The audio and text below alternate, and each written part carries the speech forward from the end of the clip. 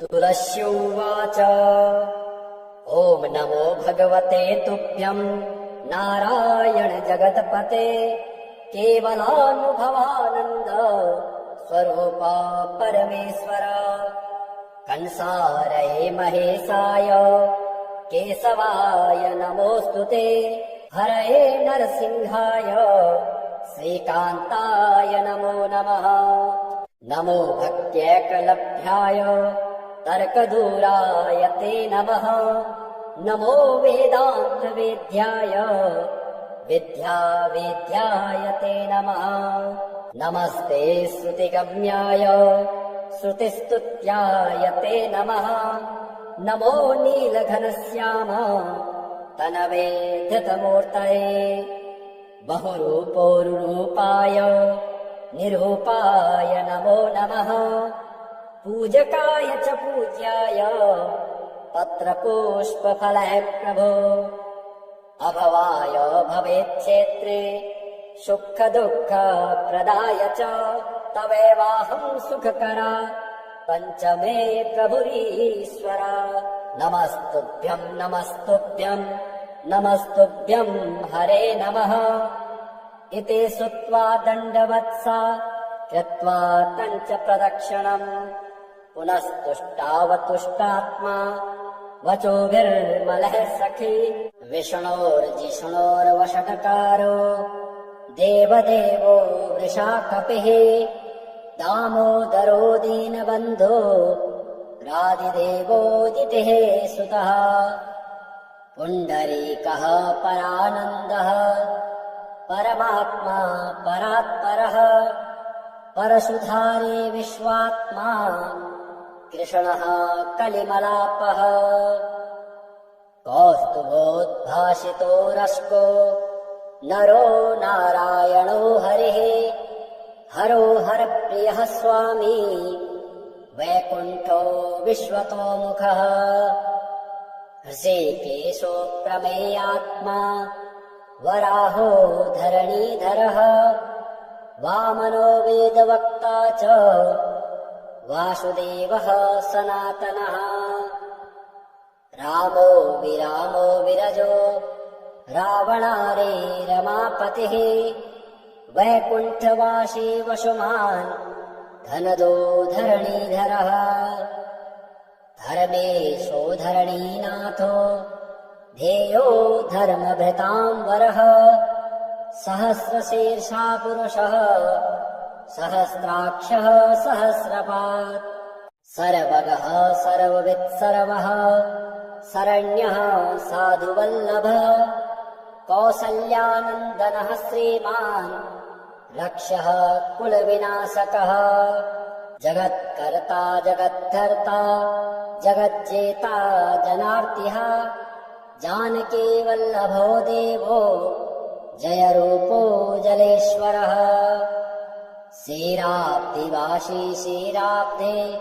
तनया वल्लभस्तथा शेषशायी पन्नगारे वाहनो विष्टरस्रवाः माधवो मधुरानाथो मोहदो मोहनासनः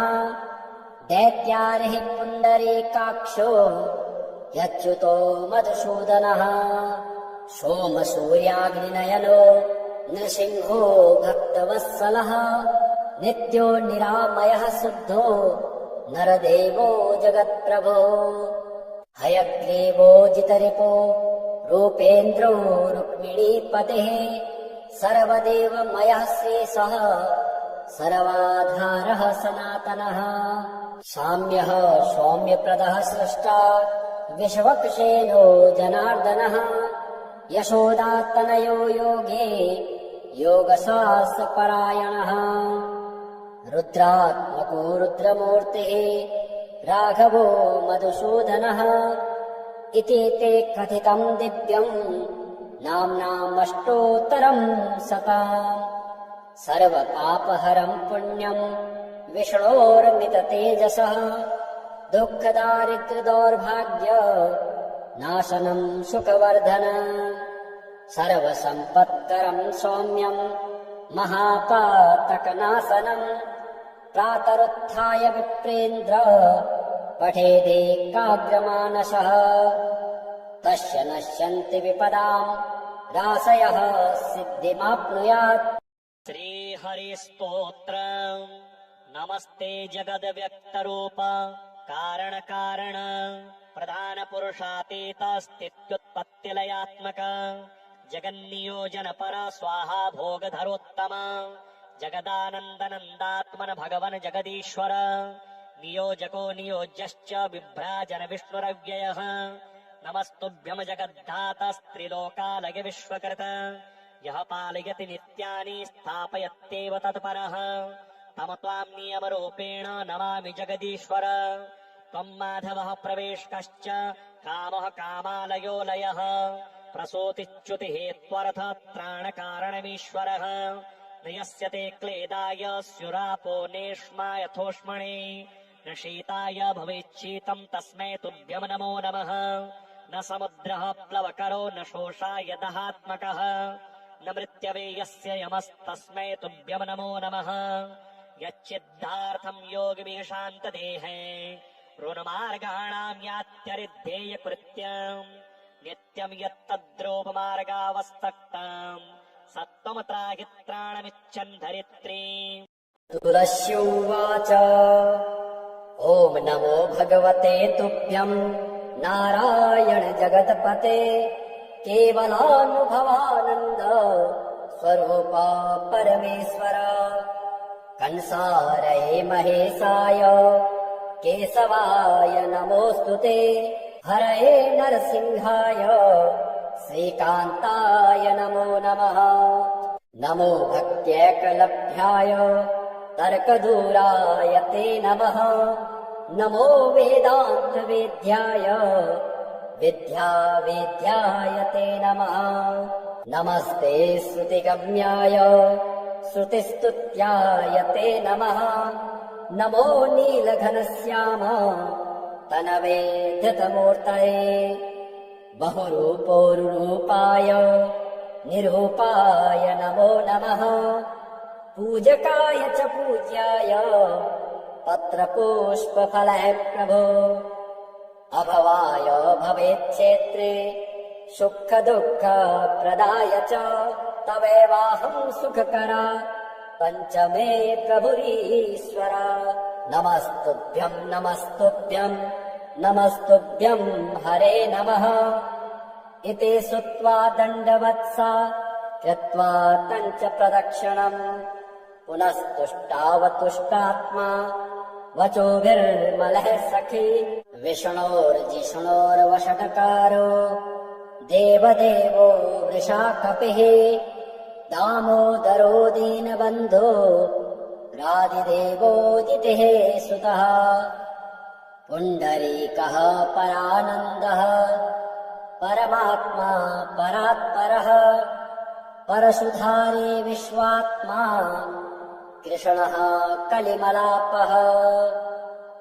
कौस्तुभोद्भासितो रस्को नरो नारायणो हरिः हरो हरप्रियः स्वामी वैकुण्ठो विश्वतोमुखः हृषीकेशो प्रमेयात्मा वराहो धरणीधरः वामनो वेदवक्ता च वासुदेवः सनातनः रामो विरामो विरजो रावणारे रमापतिः वैकुण्ठवासी वसुमान् धनदो धरणीधरः धर्मेशो धरणीनाथो ध्येयो धर्मभृताम्बरः सहस्रशीर्षा पुरुषः सहस्राक्षः सहस्रपात् सर्वगः सर्ववित् सर्वः शरण्यः साधुवल्लभः कौसल्यानन्दनः श्रीमान् लक्ष्यः कुलविनाशकः जगत्कर्ता जगद्धर्ता जगज्जेता जनार्तिः जानकी वल्लभो देवो जयरूपो जलेश्वरः क्षीराब्धिवासी क्षीराब्धे तनया वल्लभस्तथा शेषशायी पन्नगारे वाहनो विष्टरस्रवाः माधवो मधुरानाथो मोहदो मोहनासनः दैत्यारिः पुण्डरीकाक्षो यच्युतो मधुसूदनः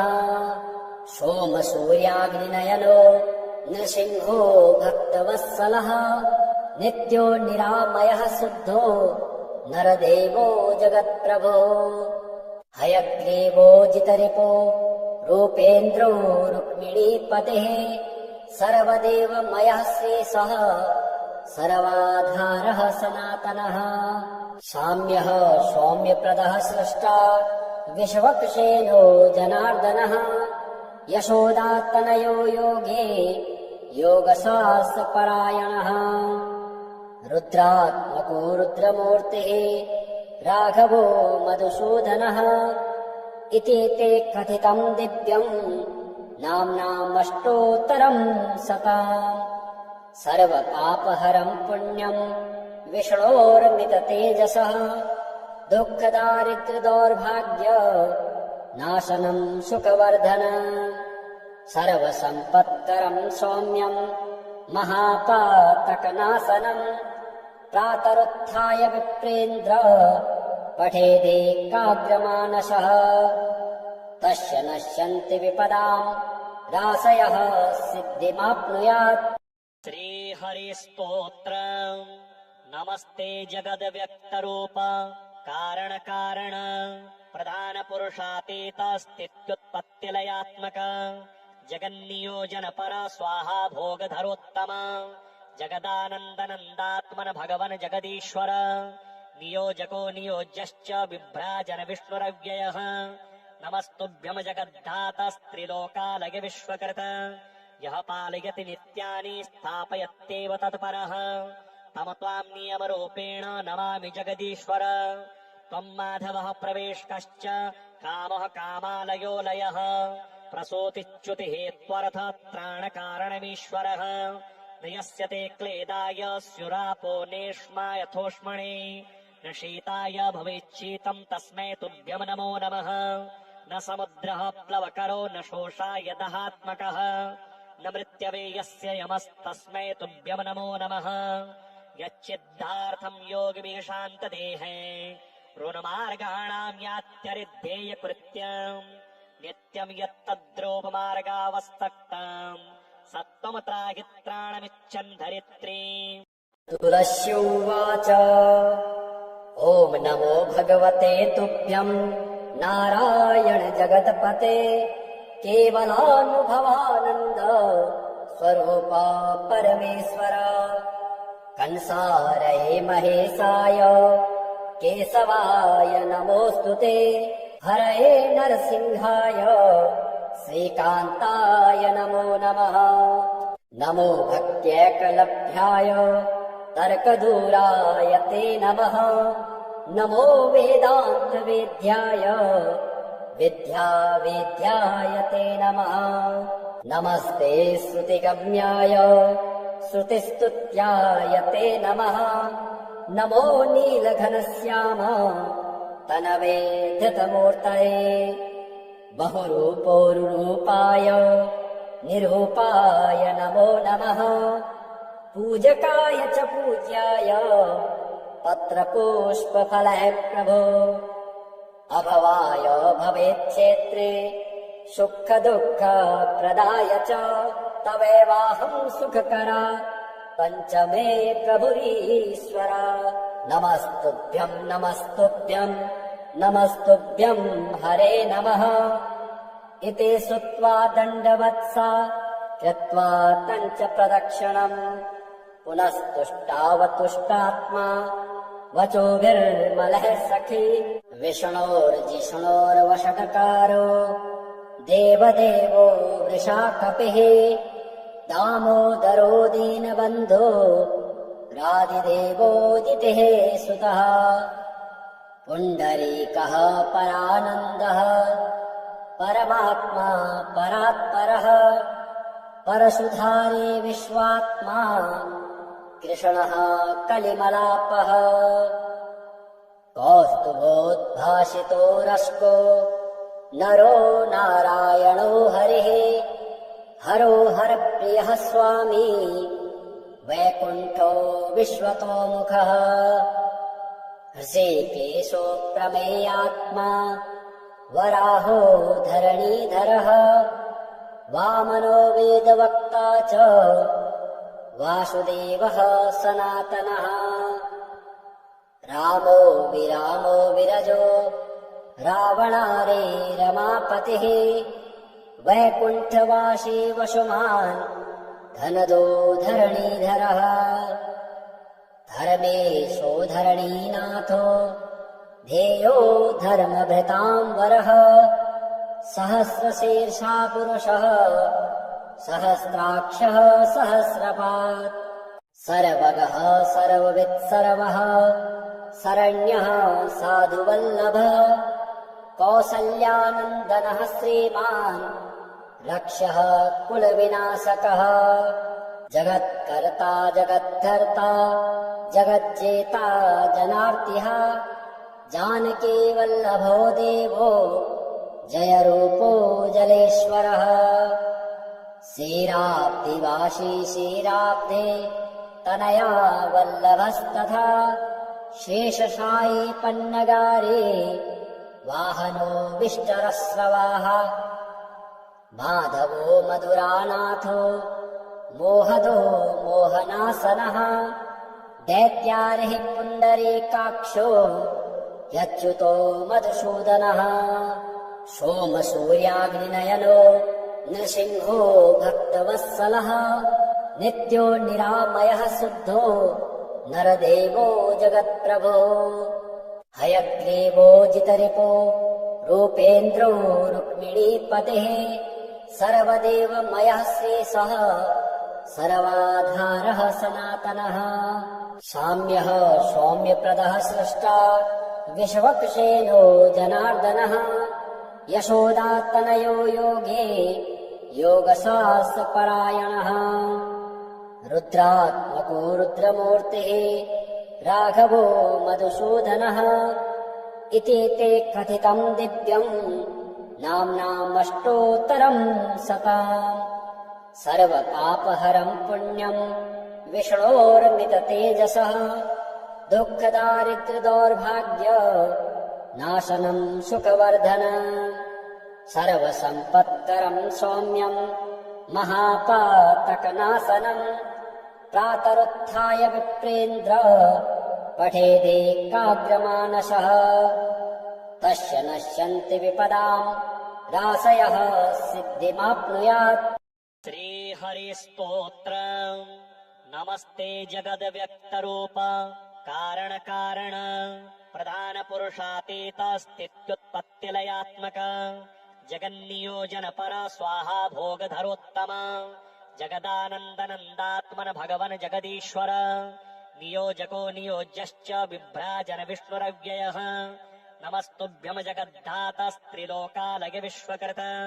यः पालयति नित्यानि स्थापयत्येव तत्परः तम त्वाम् नियमरूपेण नमामि जगदीश्वर त्वम् माधवः प्रवेशकश्च कामः कामालयो लयः प्रसूतिच्युतिः त्वरथ त्राणकारणमीश्वरः नयस्यते क्लेदाय स्युरापो नेष्मा यथोष्मणे न शीताय भवेच्छीतम् तस्मै तुभ्यम् नमो नमः न समुद्रः प्लवकरो न शोषाय दहात्मकः न मृत्यवे यस्य यमस्तस्मै तुभ्यम् नमो नमः यच्चिद्धार्थम् योगिभिः शान्तदेहे ऋणमार्गाणाम् यात्यरिध्येयकृत्यम् नित्यम् यत्तद्रोपमार्गावस्तक्तम् सत्त्वमत्राहित्राणमिच्छन् धरित्री। तुलस्युवाच ॐ नमो भगवते तुभ्यम् नारायण जगत्पते